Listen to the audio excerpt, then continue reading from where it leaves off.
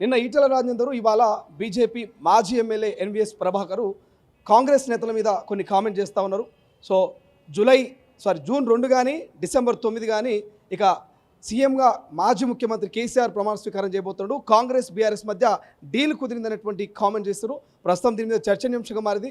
మాట్లాడదాం ప్రస్తుతం మనతో పాటు Congress party fire brand MLC Addanki Dayakar గారు. నిన్ననేమో ఈటెల రాజేందర్ సంచలన కామెంట్ చేశారు, అన్పార్లమెంట్ వర్డ్స్ వాడారు. ఇవాళ ఎన్వీఎస్ ప్రభాకర్ ఏమో ఏకంగా కాంగ్రెస్ బీఆర్ఎస్ 2 విలీనం కాబోతున్నాయి. జూన్ 2 డిసెంబర్ 9 ముఖ్యమంత్రిగా కేసీఆర్ ప్రమాణ స్వీకారం చేయబోతున్నారు. ఎట్లా చూస్తారు?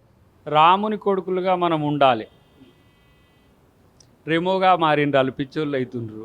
ఎందుకు మారుతుండ్రు అట్లా బీజేపీ నాయకులు? ఇవాళ ఎన్వీఎస్ఎస్ ప్రభాకర్ మాట్లాడిన మాటకైతే తలా లేదు తోకా లేదు.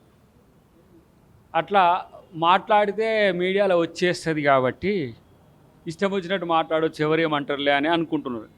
కానీ మిమ్మల్ని పిచ్చాసుపత్రిలో జాయిన్ చేయాలనేది మాత్రం జనం అనుకుంటున్నారు. ఎందుకంటే ఇలా జూన్ 2 డిసెంబర్ 9 అన్నాడు కదా, ఆ 2 తారీఖులు కూడా చూద్దాం. కాకపోతే ఏం చేస్తుంది, బీజేపీ పార్టీని రద్దు చేసుకుంటారా? మీరు రద్దు చేసుకుంటామని చెప్పి ఎవరైనా సవాల్కు స్వీకరించే దమ్ముందా? ఎందుకు ఇలాంటి పనికిరాని అబద్ధాలు ఆడుతున్నారు? ఈయననేమో ఈటెల రాజేందర్ ఏమో మొన్నటిదానిక ఏంది మన బుద్ధుని లెక్క అంత శుద్ధులు చెప్పుకుంటూ ఉండేటోడు. ఇప్పుడేమో నేను కూడా గుద్దులు గుద్దుతా అన్నట్టుగా వస్తున్నాడు. కానీ ఇవాళ ఆ తరహా కల్చర్, ఈ కొడక అనే కల్చర్ వస్తే ఆంధ్రప్రదేశ్లో తిట్టుకుంటున్నారు మొన్నటిదానికి ఏదేదో అని చెప్పేసి. అలాంటి ఈటెల రాజేందర్ మాట్లాడడం అనేది దేనికి సంకేతం అంటే, నేను బూతులకైనా దిగజారుతా అనే స్థితికి వచ్చినట్టే కదా ఇప్పుడు. కానీ గతంలో ఎప్పుడు చూసినా ఈటెల చాలా సౌమ్యంగా కనిపించేది. కానీ ఈ మధ్య ముఖ్యమంత్రిని సైకో, ఇంకా కొన్ని అన్పార్లమెంట్ వర్డ్స్ వాడినటువంటి పరిస్థితి. సో ఎప్పుడు కూడా ఈటెల నుండి వచ్చి అటువంటి మాటలు వినాలి. ఎందుకు ఈ టైంలో వినాల్సి వచ్చింది అనుకోవచ్చు? పదవి, అధికార కాంక్ష, కోరిక, నేనేదో కావాలనే తపన.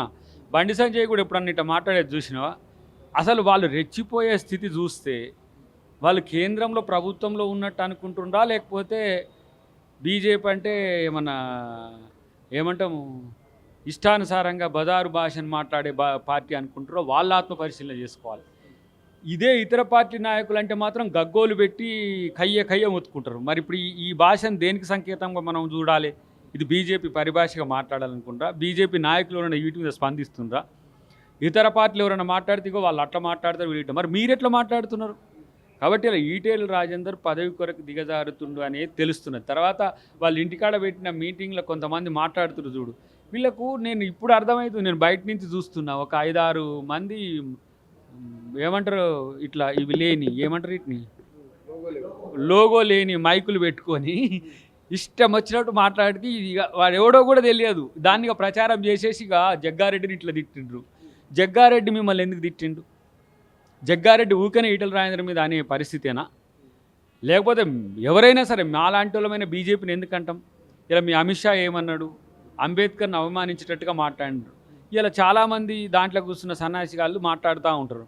అంబేద్కర్ని అవమానించినా సరే మేమిదే మీ రాజకీయ భవిష్యత్తు కొరకు అంబేద్కర్ని తిట్టినా కూడా కూల్గా ఉండే బతుకులు మీవి. బానిస బతుకులు అక్కడ బతికే బతుకులన్నీ కూడా అట్టాడి బతుకులే కదా. కాబట్టి ఇవాళ ఒక నయా బానిసగా ఇవాళ ఎవరు ఈటెల రాజేందర్ అయింది. కాబట్టి సరే ఎన్వీఎస్ఎస్ ప్రభాకర్ అంటే పుట్టిన కాంచి ఆ పార్టీ అది పుట్టినప్పటి నుంచి సరే ఆయన పుట్టే ఉంటాడు. కానీ ఆ పార్టీలో ఉన్నాడు, ఆ మూలాలతో ఉన్నాడు కాబట్టి అబద్ధాలు ప్రచారం చేసుకుంటాడు, బూతులు మాట్లాడతాడు. ఎన్వీఎస్ ప్రభాకర్ ఆ మధ్య మీ పార్టీ ఇన్ఛార్జ్ మీద కొన్ని ఎలిగేషన్స్ కూడా చేసినట్టున్నది, కోర్టులో కేసులు దాకపోయినట్టున్నది. అదే ఇప్పుడు ఆయనకి ఏంటంటే కోర్టుల కేసులు వాళ్ళు అవన్నీ పట్టించుకోరు. వాళ్ళు ప్రాపగండా అంటే ఏమన్నాలే, గోబెల్ అంటే మన తెలంగాణలోకి తెలుగు వాళ్ళకి తెలిసేది ఏంది అబద్ధాలను పదే ప్రచారం చేయడం ద్వారా అది నిజమని నమ్మించే ప్రయత్నం చేస్తారు. వాళ్ళు కాదు, వాళ్ళ అనుయాయులు కూడా అట్నే చేస్తారు. ఇప్పుడు చూస్తలేమా ఎన్ని రకాల అబద్ధాలు ప్రచారం చేస్తున్నారో. తర్వాత వాళ్లకు ఉన్నది ఏంటంటే ఫ్రస్ట్రేషన్. ఇప్పుడు మేము బీఆర్ఎస్ని అధిగమించి 2వ ప్లేస్కు పోగలుగుతామా లేదా, కాంగ్రెస్తో పోటీ మాకు ఉంటుందా లేదా, ఇదే తప్పితే ఇంకొకటి లేదు వాళ్ళకు. తెలంగాణలో ఉండే బీజేపీ నాయకులు ఒక రకంగా ఏమంటాము ఒక నిరాసక్తతో ఉన్నారు. నాయకులు లేరు, వాళ్ళలో అంతా బానిసలు తయారైనరు. ఆ బానిసలకు కూడా నల్లి కుట్రోలు లెక్క కుట్రలు చేస్తారు. మళ్ళీ ఇట్లాంటి కుట్రలు చేస్తారు, ప్రాపగండాలు చేసుకుంటా, అబద్ధ ప్రచారాలు చేసుకుంటా. ఉత్త పుణ్యానికి మనం తెలంగాణ కొరకు ఏం చేయకుండా మనం పదవులు పోదాం ఎట్లా, ఇలా ఏం చేసిండ్రో ఏం చేయలేదో ప్రజలకంతా తెలుసు. బీజేపీ నాయకులు ఇలా తెలంగాణలో ఇంత ఆర్థిక విధ్వంసం జరిగి ప్రజలంతా కునారిల్లి మళ్ళీ వీళ్ళే పథకాలన్నీ అమలు చేయరంటారు. పైసలన్నీ దాచుకుంటారు, సంకల పెడతారు రిజర్వ్ బ్యాంకు పెట్టుకున్నట్టు. కాబట్టి ఇవాళ నేను అంటున్నా, బీజేపీకి ఒక భయం పట్టుకున్నది. మనం రిలేటివ్ పాలిటిక్స్లో మనం సన్నగిల్లిపోతున్నాం. కాబట్టి ఎట్లా కాంగ్రెస్ని టార్గెట్ చేయడం ద్వారా ఎప్పుడు ప్రభుత్వంలో ఉండే వాళ్ళ మీద పెడతాం. వాళ్ళు ప్రభుత్వంలో ఉంటే మనం వాళ్ళ మీద మాట్లాడొద్దు సుమా. వాళ్ళని విమర్శలు చేయొద్దు. వాళ్ళని విమర్శలు చేస్తే అట్లా కూడా ఈ దరిద్రులు కొంతమంది ఉంటారు ఎవరు. కాబట్టి ఇలా ప్రజలు గమనించాలి, తెలంగాణ ప్రజలు. బీజేపీతో ఈ రాష్ట్రానికి ఏమొచ్చింది? తల్లిని చంపి బిడ్డను బతికిచ్చింది అన్నాడు మోడీ. ఈ మోడీ వారసత్వం అనేది ఇక్కడ ఏం చేస్తుంది? పైసలు తెమ్మంటే తెస్తుంది రైలు. రోజు సొంటకాయ కూతలు కూసుకుంటా ఏమంటారు, ముఖ్యమంత్రి నుంచి మొదలు పెడితే కాంగ్రెస్ పార్టీ పై స్థాయి వరకు, గాంధీ నెహ్రూ నుంచి మొదలు పెడితే ముఖ్యమంత్రి వరకు ఇలా టార్గెట్ చేసుకుంటూ మాట్లాడుతున్న వీళ్ళు ఏమిటి పనికి వస్తారంటే గిట్లాంటిగా ప్రాపగండాగా పనికొస్తారు తప్పితే వీళ్ళు. రాహుల్ గాంధీ కూడా కొన్ని ప్రశ్నలు అడుగుతా ఉన్నాడు కేటీఆర్, మీరు చూసే ఉండొచ్చు. బుల్డోజర్లకు సంబంధించి కావచ్చు, ఇక్కడ హైడ్రాకి సంబంధించి కొన్ని కామెంట్స్ చేస్తూ ఉన్నాడు. దీన్ని ఎట్లా చూస్తారు? ఎవరు? కేటీఆర్ రాహుల్ గాంధీకి కొన్ని ట్వీట్ చేసి ఏమని ట్వీట్ చేసి ఇక్కడ మొత్తం కూడా అన్ని పేదల ఇల్లు గురుస్తూ ఉన్నారు, ఇల్లు గురించి కాంగ్రెస్ పార్టీ సంపాదిస్తున్నట్టు ఒక కామెంట్స్ వేస్తా ఉన్నారు. మెయ్యకు చెప్పుకోలేవా? మెయ్యకు చెప్తున్నాడా? మెయ్యకు బయటకు వచ్చి కొట్లాడా? మా రాహుల్ గాంధీకి మేమేం చేస్తున్నాం మేము చెప్పుకోమా? నువ్వెందుకు చెప్పుకోవాలి? నీకేం ఐసత్ ఉంది? నీకేం అర్హత ఉంది? రాహుల్ గాంధీ గురించి ఇష్టం వచ్చినట్టు మాట్లాడిన నీకు, రాహుల్ గాంధీకి మళ్ళీ లెటర్ రాసే నైతికత నీకు ఎక్కడిది? మెయ్యకు రాసుకోపోయి ఫామ్ హౌస్లో చెప్పుకోపో. నువ్వే కదా ఈ నాశనం చేసింది అంతా కూడా, ఈ రాష్ట్రాన్ని అంతా కూడా నీ తెలివి తక్కువతనంతో మెయ్యను రాంగ్ రూట్ చేసే కదా ఇప్పుడు తీసుకుపోయి ఇంట్లో వండబెట్టింది. ఇంకా సిగ్గు లేకుండా పోయి రాహుల్ గాంధీకి నేను మీకు తెలుసారా పోయి అసలు? నేను అంటున్న ఒక మాట, జేసీబీకి బుల్డోజర్కి కూడా తేడా తెలియకుండా మీరు రాజకీయాలు చేస్తున్నారు. మీరిచ్చిన దాన్నే స్టేట్మెంట్ కాదు, వీళ్ళు ఇచ్చిన ఏదైతే రాంగ్ ప్రాపగండా ఉందో, బండి సంజయ్ కిషన్ రెడ్డి తీసుకుపోయి అమిత్ షాకి ఇస్తే అమిత్ షా మోదీ కాడ పెడితే ఆ పాపం ఆయనకేం తెలియక జేసీబీలు ఏందో బుల్డోజర్లు ఏందో, భూమిని చదువు చేసుకోవడానికి బుల్డోజర్లు వస్తాయి సన్నాసి ముచ్చటి చెప్తారు. భూమిని చదివే జేసీబీలు, అది కూడా 120 ఎకరాల్లో. అది పక్కన పెట్టు. హైడ్రాలో నాకు తెలిసి వేల కోట్ల రూపాయల భూముల్ని మున్సిపల్ మంత్రిగా కేటీఆర్ వాళ్ళ అనుయాయులకు అప్పచెప్పిండు కాబట్టి, కట్టబెట్టిండు కాబట్టి అవి ఇప్పుడు కూల్చివేతలకు గురవుతుంటే వీళ్ళు తలకాయ పట్టుకుంటారు. దాంట్లో బినామీలు కదా, వీళ్ళ బినామీలకే కదా వాళ్ళు చేసింది. అది తలకాయ నొప్పి. మూసీలో ఎక్కడ జేసీబీలు బుల్డోజర్లు వచ్చినాయి? మూసీలు ఎక్కడ వచ్చినాయి? మూసీలో వాళ్ళు ఎవరైతే మేము ఇక్కడి నుంచి ఖాళీ చేసి మాకు ఇండ్లు ఇవ్వమని చెప్పిపోయిన వాళ్ళు ఇల్లు తీసేసుకునేటప్పుడు దూలాలో లేకపోతే కిటికీలో పైన ఉండే వాటిని తీసుకొని పోతారు వాళ్ళు. కాబట్టి ఇంకా మూసీలో అయ్యే ప్రయత్నమే జరగలే. ఇలాంటి అబద్ధాలను రాహుల్ గాంధీ గారికి మీరు పంపితే చూసి నవ్వుకుంటాడు. సామాజిక తెలంగాణ కోసం ఖచ్చితంగా ఫైట్ చేస్తూ ఉంటుంది కవిత. 6 నెలలు జైలు ఉండి వచ్చినా నన్ను వదలట్లేదు, నా మీద తప్పుడు ప్రచారం చేస్తున్నారు, అందరి లెక్కలు తెలుస్తా, అందరి సంగతి చెప్తా అంటున్నది కవిత. ఎట్లా చూస్తారు? ఫస్ట్ వాళ్ళు అన్నకాంచి తెలుసుకోమను. మీ అన్నే నిన్ను ట్రోల్ చేసేది, నిన్ను అబద్ధాలు చెప్పేది, నువ్వు పోటీ అవుతావు అనేది చెప్పి సోదరి కవితకు నేను హితవు చెప్తున్నానో లేకపోతే ఒక హింట్ ఇస్తున్నానో, ఫస్ట్ మెన్నను చూసుకో, క్రాస్ చెక్ చేసుకో. మెన్న నీ పట్ల పాజిటివ్గా ఉండా నెగిటివ్గా ఉండా, లేకపోతే నీ పట్ల ఉండే వాళ్ళ వైఖరి ఏంది, నిన్ను ఎందుకు ఈ విధంగా రాజకీయంగా అణచివేతకు గురవుతుందో. ఫస్ట్ వాళ్ళ కుటుంబంలోనే ముగ్గురి మధ్య కొట్లాట. నిన్న అన్నాడు కదా హరీష్ రావు, మా కేటీఆర్ని పెడితే నేను స్వాగతిస్తా అని చెప్పే కాడికి వచ్చిండంటే ఇన్ని రోజులు స్వాగతించలేదన్నట్టే కదా. ఎవరు స్వాగతిస్తే ఎవరు వ్యతిరేకిస్తారో ఇప్పుడు ఈ 3 ముక్కల ఆట వీళ్ళది. ఆయన కూడా ఏం చేసిండు, అరే మీరు కొట్టుకొని రారాబాయ్, మీ దాంట్లో ఎవరు ముగ్గురు తెలివి కళ్ళు అయితే వాళ్ళని చూస్తా అన్నాడేమో. వీళ్ళ ముగ్గురి చేతిలో ఎవరి చేతిలో పెట్టినా కూడా బీఆర్ఎస్ పాతాళంకే. కాబట్టి ఇది చూస్తున్నది బీజేపీ. ఎందుకంటే బీజేపీ ఏంటంటే ఎవరితో అంటగాగుతుందో వాళ్ళనే ముంచుతుంది. వీళ్ళు ముగ్గురు కొట్లాడుకుంటే సీరియస్గా చూస్తున్నది. అబ్బా బీఆర్ఎస్ని కాంగ్రెస్కి అంటగడితే అయిపోలే అనుకొని ఇట్లా చేస్తున్న పరిస్థితి. కాబట్టి ఈరోజు సామాజిక తెలంగాణను విధ్వంసం చేసింది కేసీఆర్. సామాజిక తెలంగాణ అనేది ఉద్యమ కాలంలో జేఏసీల చర్చ చేసినాం. ప్రజాస్వామిక తెలంగాణ, ప్రజా తెలంగాణ, సామాజిక తెలంగాణ, మీరు భౌగోళిక తెలంగాణకు ఆ రోజు ఒప్పుకున్నారు. అందుకనే 7 మండలాలు ఆంధ్రప్రదేశ్కి పోయినా కూడా మీరు పట్టించుకోవాలి. భద్రాచలంలో పోతే పోనీ తెలంగాణ వచ్చిందిగా, ఎక్కడైతే నేను ముఖ్యమంత్రినైనా అని చెప్పి ఆ రోజు ఆర్డినెన్స్ తీస్తే కూడా గుట్టు చప్పుడు కాకుండా ఒకరోజు బంద్ ఇచ్చి కామ్గా కూర్చుర్రు వీళ్ళు. ఇలా అదే 7 మండలాలు ఎన్ని కష్టాలు ఎదుర్కొంటారో మీరు చూడండి.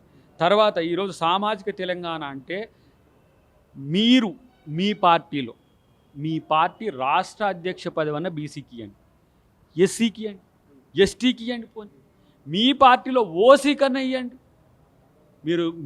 మీరు మీ అయ్యా తర్వాత వర్కింగ్ ప్రెసిడెంట్ కేటీఆర్, ఎవరు కేసీఆర్ గారు జాతీయ అధ్యక్షుడు రాష్ట్ర అధ్యక్షుడో తెలియదు, భారతీయ రాష్ట్ర సమితి, దానికి రాష్ట్ర శాఖ ఉందో లేదో తెలియదు. భారతీయ రాష్ట్ర సమితి కేంద్ర శాఖ, రాష్ట్ర శాఖ కూడా ఆయన అయి ఉండొచ్చు.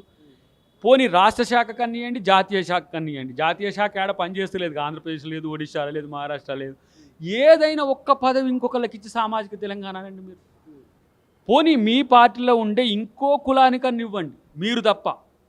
కాబట్టి మీ మీద కాదు, నీ మీదనే నమ్మకం లేక సోదరి నిన్నే పక్కన పెడుతున్నారు. అది చూసుకోండి ఫస్ట్. సామాజిక తెలంగాణ విషయం ఇంట్లో ఆడబిడ్డకే అణిచివేస్తున్నారు. తర్వాత మహిళలకు మీరు ఏం చేసి కొట్లాడి అంటే కదా, ఇద్దరిని ఏదో మంత్రులు చేసి సబితమ్మను మన సత్యవతి అక్కను, ఎప్పటికది రెండోసారికి. కాబట్టి సామాజిక న్యాయం అనే మాట్లాడే నైతిక హక్కు బీఆర్ఎస్కు లేదు, గతంలో ఉన్న టీఆర్ఎస్కు కూడా లేదు. అప్పుడు సబ్బండ వర్ణాలు పోరాడి తెలంగాణ తెచ్చినాయి తప్పితే, తెలంగాణ తెచ్చుకుంటున్న ముందు నడిచి మేము తెలంగాణ ఛాంపియన్స్ అనుకున్నది తప్పితే తెలంగాణ సామాజిక వర్గాలకు మీరు చేసింది శూన్యం అనేది మేము చెప్పదలుచు. ఫైనల్ ఒక మాట, హరీష్ రావు అంటున్నాడు శత్రు దేశమైనటువంటి పాకిస్తాన్ కానీ అప్పుపుడుతున్నాం కానీ ముఖ్యమంత్రికి అప్పుపుడతలేదని ఒక కామెంట్ చేస్తాను. సోషల్ మీడియాలో వీడియో బాగా వైరల్ అవుతుంది. ఏం చెప్తారు అర్థంకి? ఇప్పుడు అంటే అంత శత్రువులో కాంగ్రెస్ పార్టీని చూస్తున్నారన్నమాట. మరి ఇక మీరేం చేయరా? ఇట్లాంటి డైలాగ్స్ కూడా కూర్చుంటే తప్పితే కేంద్రం మీద మీరు కొట్లాడారన్నట్టే కదా. మేము కొట్లాడుతున్నాం, కేంద్రం మీద నిధుల కోసం కొట్లాడుతున్నాం, ప్రభుత్వంతో సఖ్యతగా ఉంటున్నాం.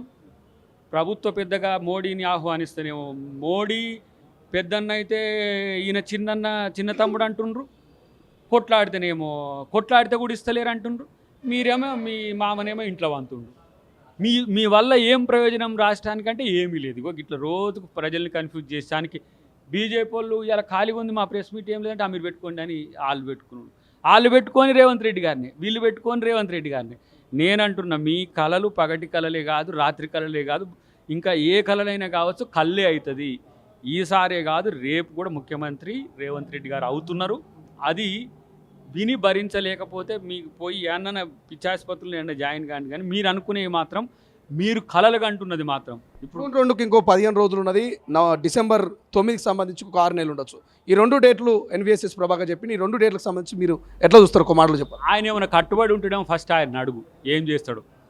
ఆ రెండింటి మధ్యన కాకపోతే నువ్వేమైతావో చెప్తే, నీ పార్టీ ఏమై చేస్తావో చెప్తే దానికి చేద్దాం. ఊరికనే ఏముంది గాలిలో మాటలు మాట్లాడుతుండొచ్చు ఏమైనా. మొన్న కనుక ఏదో కామెంట్ చేసినట్టుగా అంటే బీజేపీ వాళ్ళ మాటలకు పొంతన ఉండదు, బీజేపీ వాళ్ళ మాటల్లో వాస్తవాలు ఉండవు. కాబట్టి బీజేపీ ఒక అబద్ధాల కోరు పార్టీ అయింది కాబట్టి ప్రజలు నమ్మరు.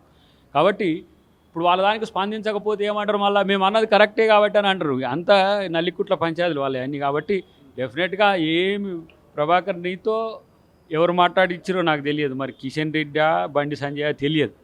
మీ సోషల్ మీడియాని కూడా ఎవరు నడుపుతుండో తెలియదు, ఎవరు మాట్లాడిపిస్తారో తెలియదు. అసలు మీదంతా ఒక రహస్య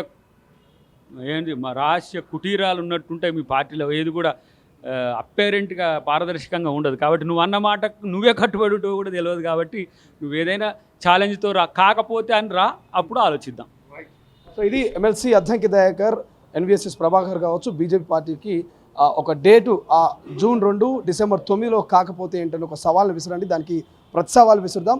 ఇంకా 5 ఏళ్ళు కాదు, భవిష్యత్ తరం కూడా మరి ముఖ్యమంత్రిగా రేవంత్ రెడ్డి ఉంటారు, కాంగ్రెస్ ప్రభుత్వం ఉందంటూ ఎమ్మెల్సీ అద్దంకి చెప్తున్నటువంటి పరిస్థితి. చూద్దాం ఏం జరగబోతుందో. కెమెరా పర్సన్ అజయ్తో శ్రీశైలం, తొలి వెలుగు, గాంధీ భవన్. ప్రపంచంలో ఏ మూల ఏ క్షణం ఏం జరుగుతుందో వేగంగా తెలుసుకోవడానికి తొలి వెలుగు వాట్సాప్ ఛానల్ని ఫాలో చేయండి.